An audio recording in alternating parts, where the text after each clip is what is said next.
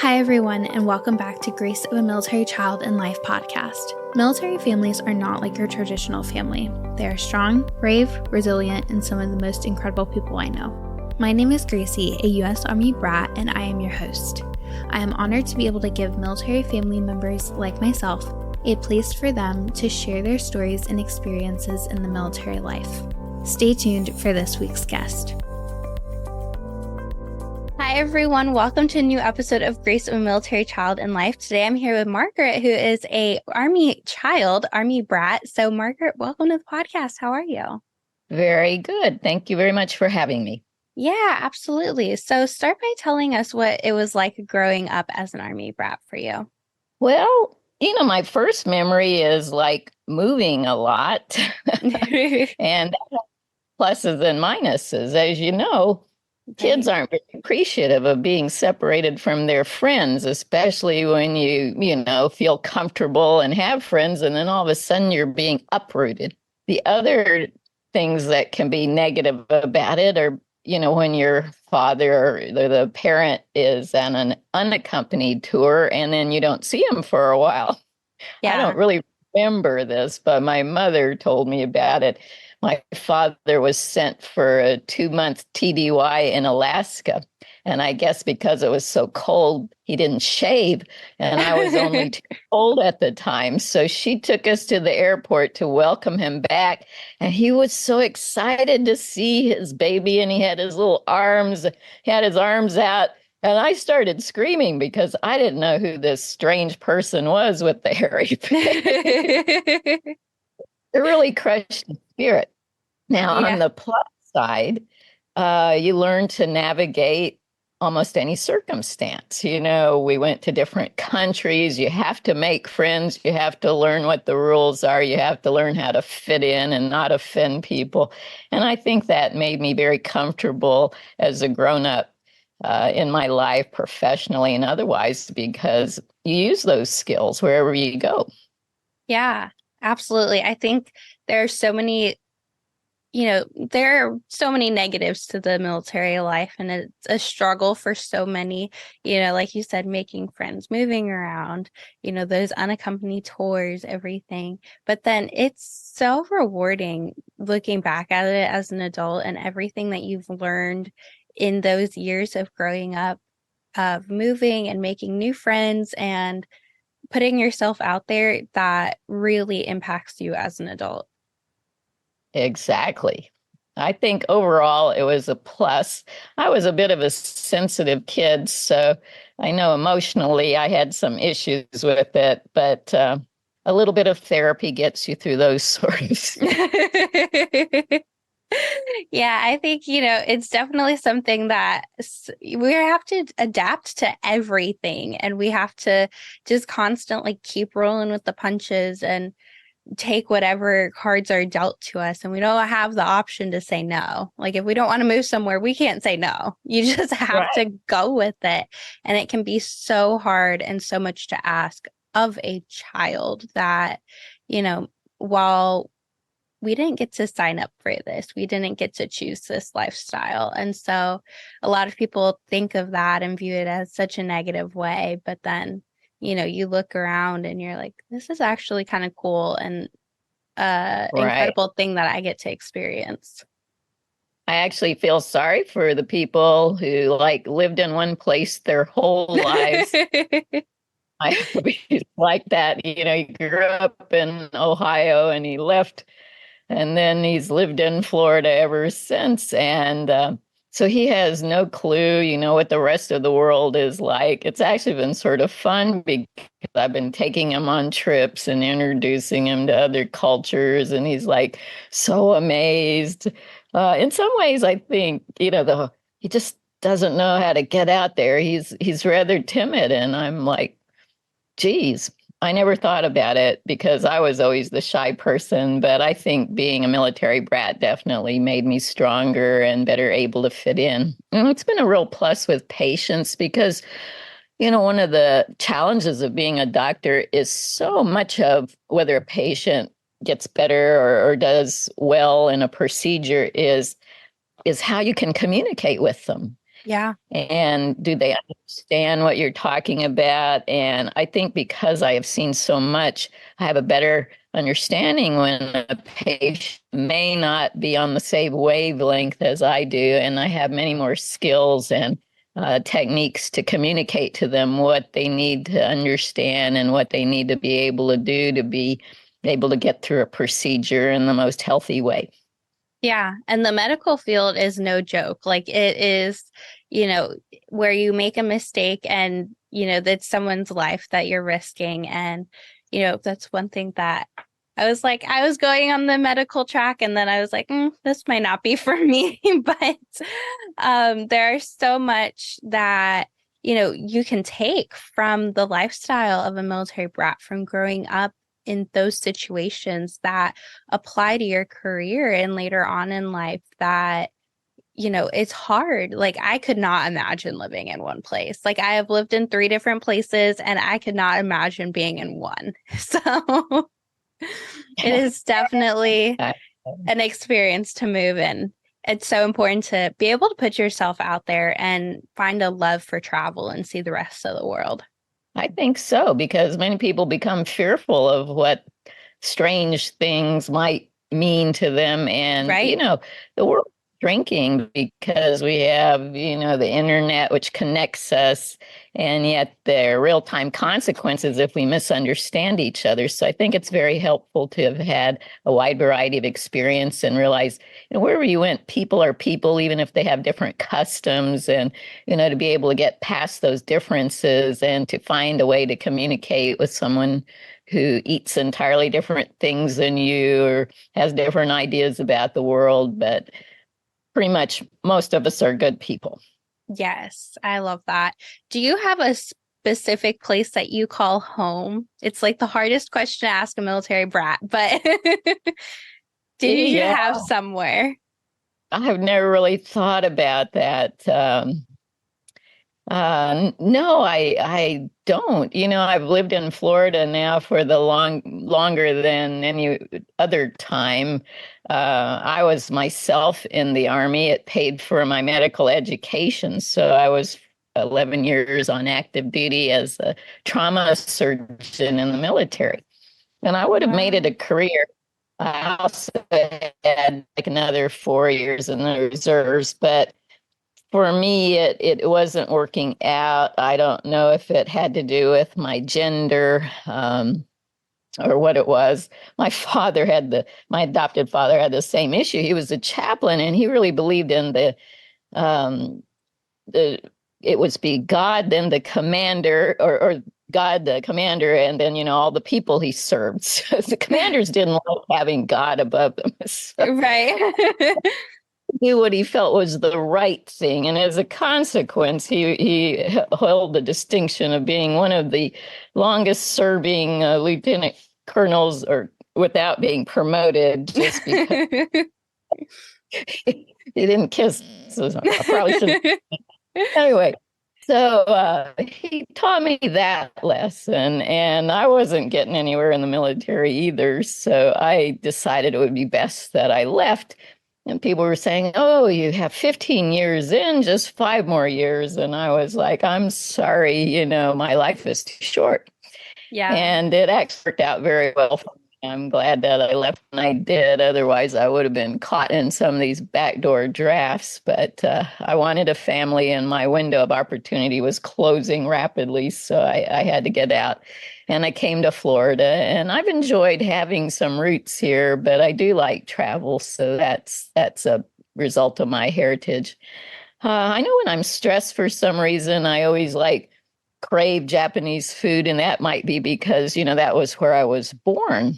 Yeah. In fact, my mother was Japanese, so it's kind of interesting. I've gone back and tried to see if that country speaks to me. It's an amazing country, but unfortunately, a little bit racist. They don't seem to like the mixed blood children, so I enjoy visiting it. And my mother is still alive in Yokohama, but it's a very odd relationship. I think she's just proud of me and embarrassed by me. So here we are. I don't belong to anywhere. I belong to the world. That's how I feel. Yeah. No, I love the outlook of that because it's so isolating when you put yourself in one place and say, this is where I'm going to be forever.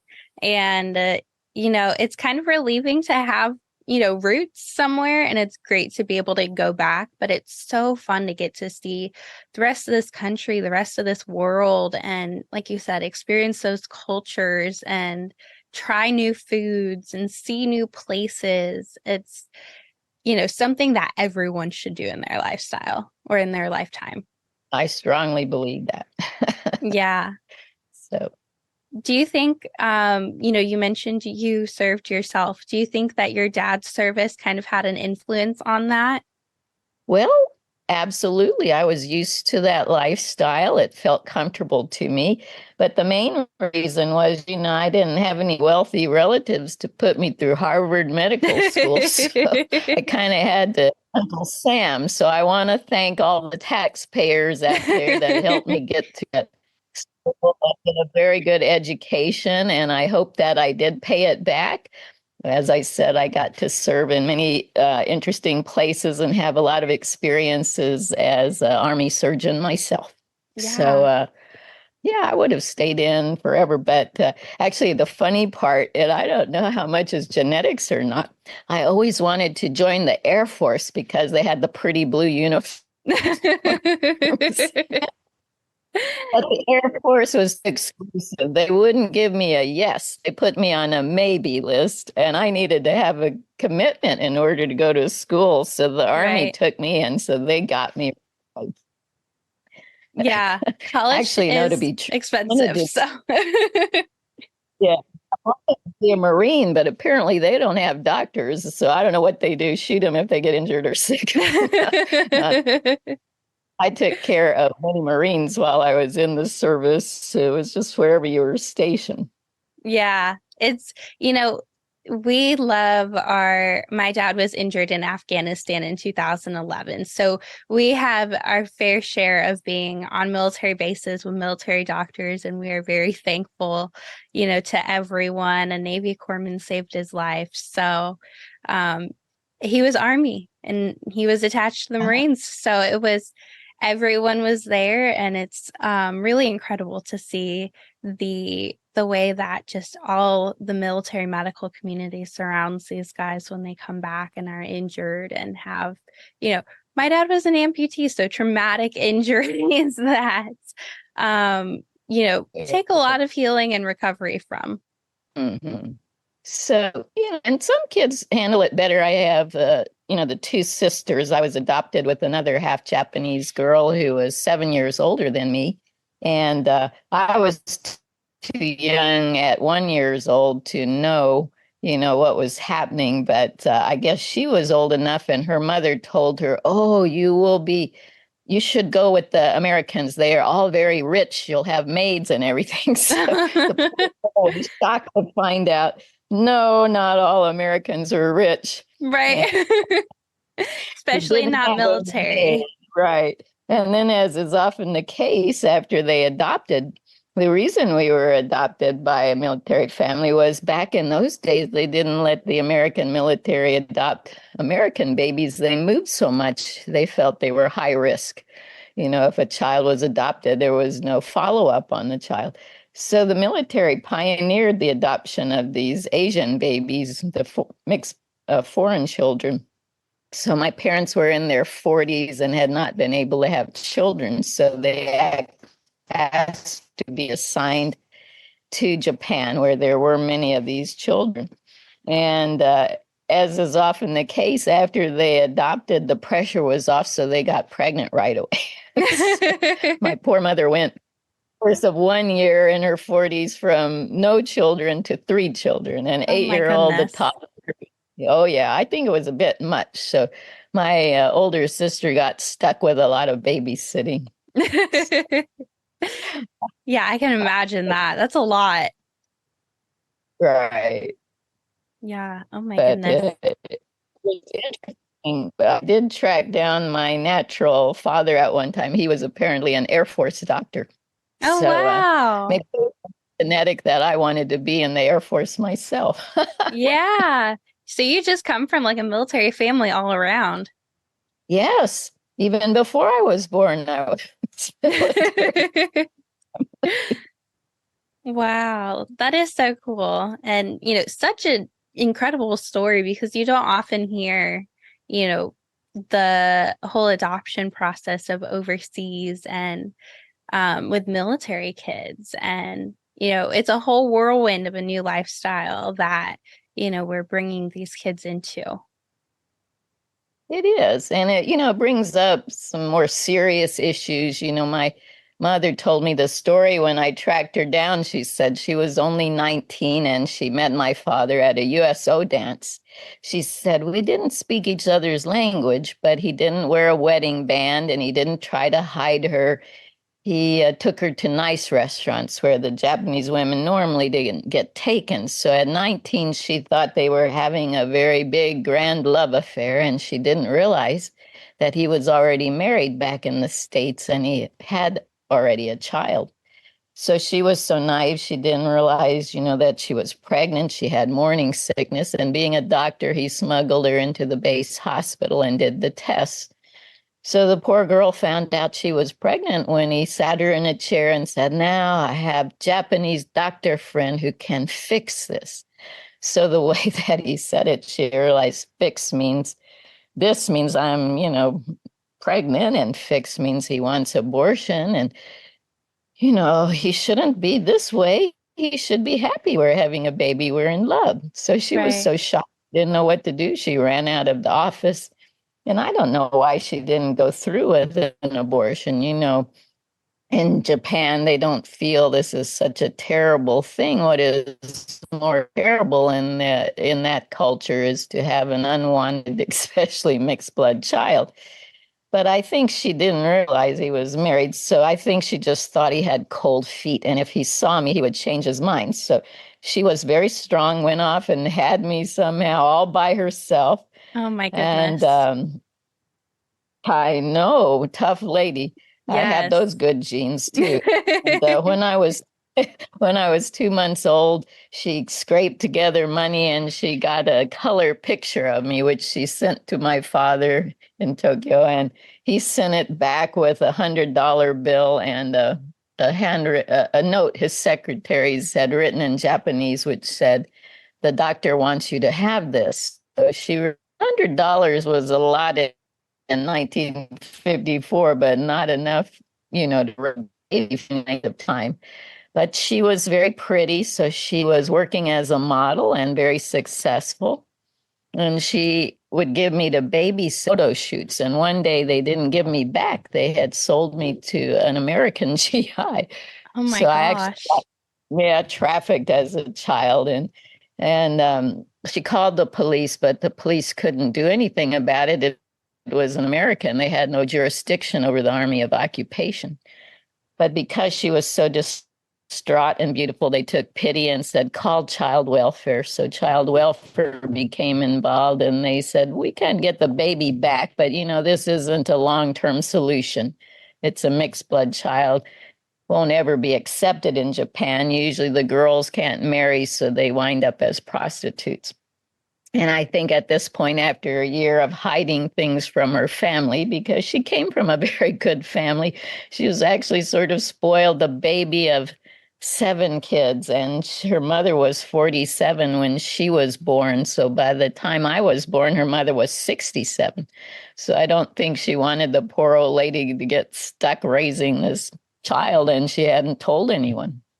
So she caved and signed the papers, and then she had a change of mind. But in Japan, as here, once you sign those papers, it's irrevocable. Right. So at that point, she had a nervous breakdown and tried to kill herself. She took pills, and her roommate was going off on a photo shoot. So when the lady left, she wrote a note and took them. But the photo shoot was canceled because of a typhoon. So she came back early in time to find my mother and call the ambulance.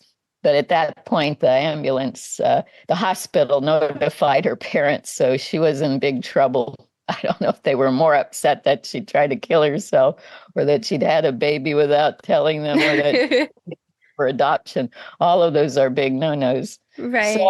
ultimately, though, she had a very good life. She decided the best thing to do would be to marry a GI and leave Japan rather than be in disgrace. So she, being very pretty, had no trouble doing that and came to the US and that marriage didn't last, but she got a job at the Eden Rock Hotel in Miami Beach, and she was a cigarette concession girl. And she actually was so cute. She was like a mini celebrity. She dated Frank Sinatra. And I have photos to Wow. prove all of this. It's too bad it's a podcast, but you know. So she had a very interesting life and then ultimately remarried, and the guy brought her back to Japan. So that's where she is now to this day. She's still 90 Oh and my lives alone. goodness. Yeah, pretty What a cool. story. It is a story, isn't it? Yeah, no, that's incredible. Like you would never have thought, all of that would piece together, but Right. that is really incredible.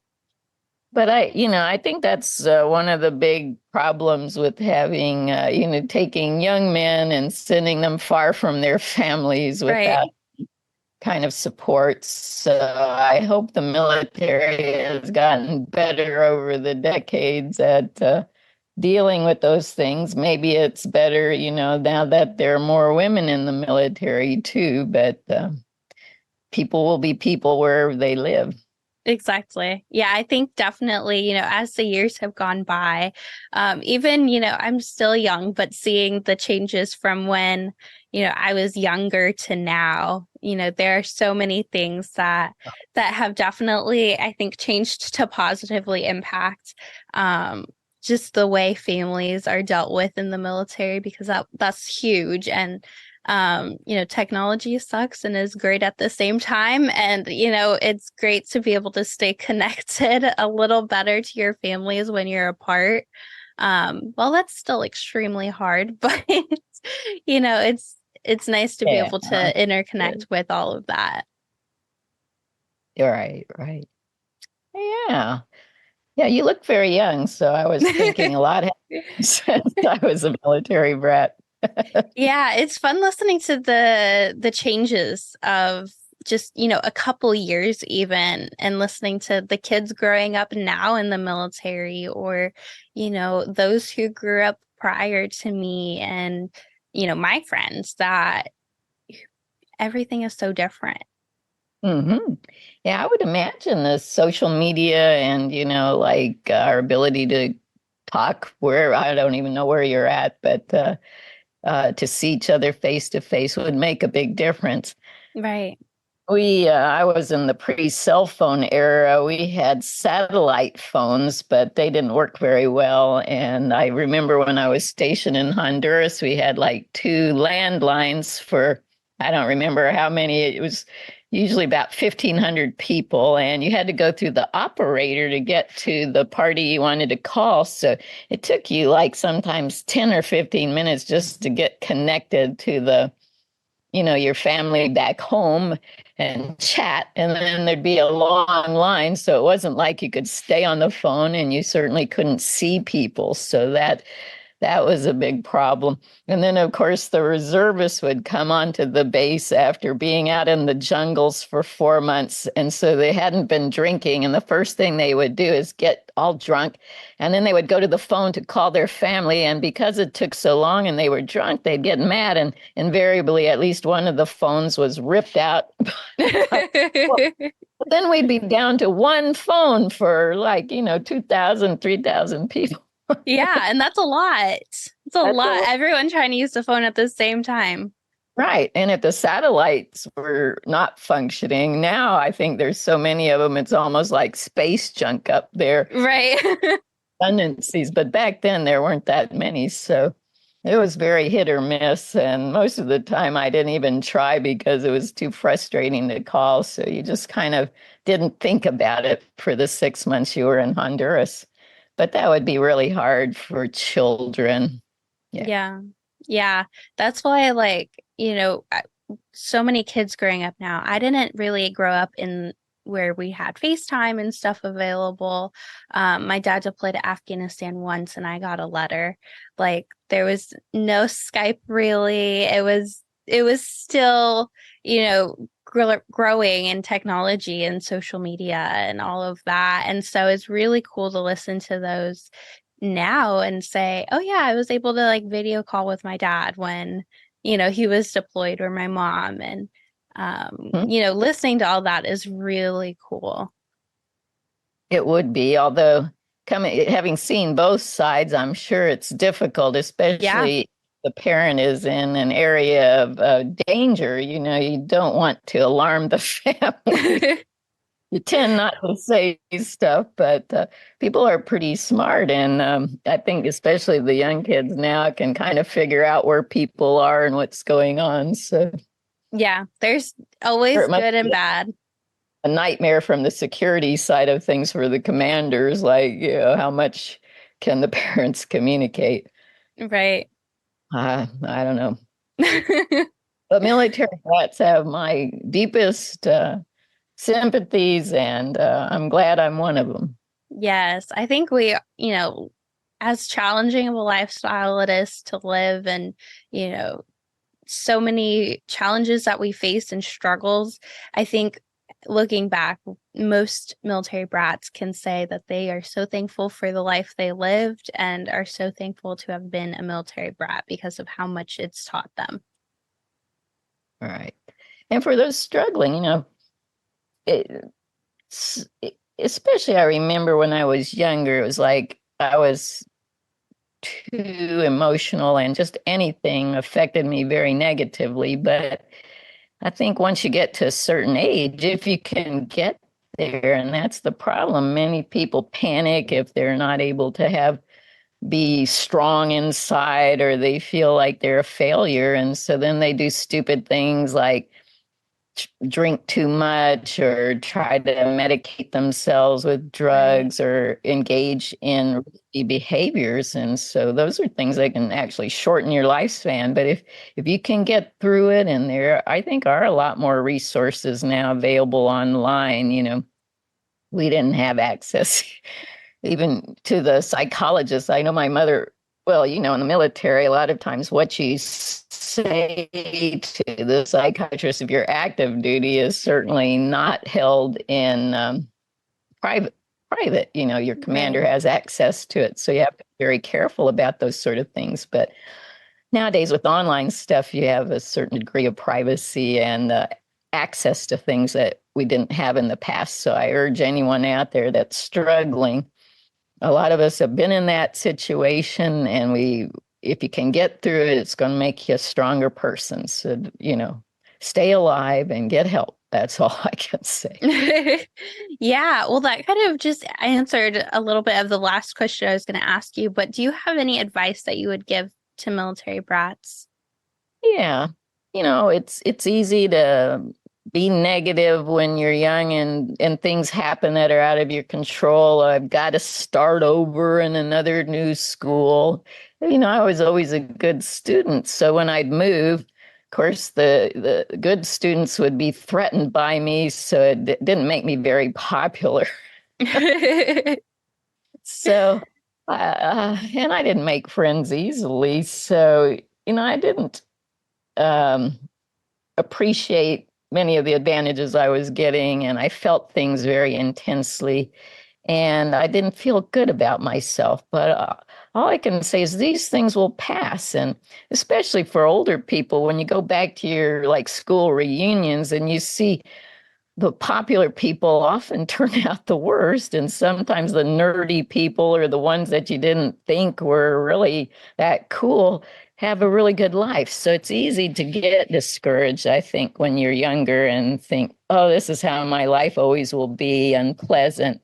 But you will have more control over your life, and you just can't give in to those negative things. Be strong. You're Right. needed, and the experiences you're going through will help you so much in the future. So don't let it get you down. It's real, but the things you're going through are not easy for anyone, but you can do it. If I could Yeah. do it, I was just a nerdy little geek person. Yeah, no, I love that. It's, so good to just remember those things, even though it's hard to think like that when you're in the moment. It's going to benefit you in the long Oh, run. yes. So, like, I took up fire dancing when I was in my 50s. So now I'm a professional fire dancer. And every year I do something new. And I'm at that Yeah. age, I'm almost 70, where people are like, oh no, you're going to sit in the chair and not do things. I'm having a blast, and I couldn't have ever thought that, say, when I was 14 in Fort Benning and my dad was going off to Korea for a year and a half. So, just hang in there. Hang Yes. in there. It Yes, gets for better. sure. Thank you so much, Margaret, for being on the podcast and sharing your incredible life story. Well, my pleasure. Thank you for having me. I'm so happy to get to meet you. Yes, absolutely. Thank you for listening to Grace of a Military Child and Life podcast. If you enjoyed this episode, be sure to give it a like, follow, and comment. Also, be sure to check out Instagram and Facebook at Grace of a Military Child and Life for more awesome content. For information on the podcast, Military Child Bigs and Littles, GoAMCL blog, or other resources, visit www.goamcl.org.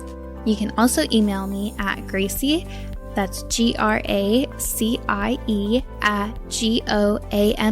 @GOAMCL.org with any questions or comments. To be a guest on the podcast, you can schedule it at www.goamcl.org/schedule a podcast, all one word, or contact me via social media or email. Stay tuned for the next episode where another incredible story is shared.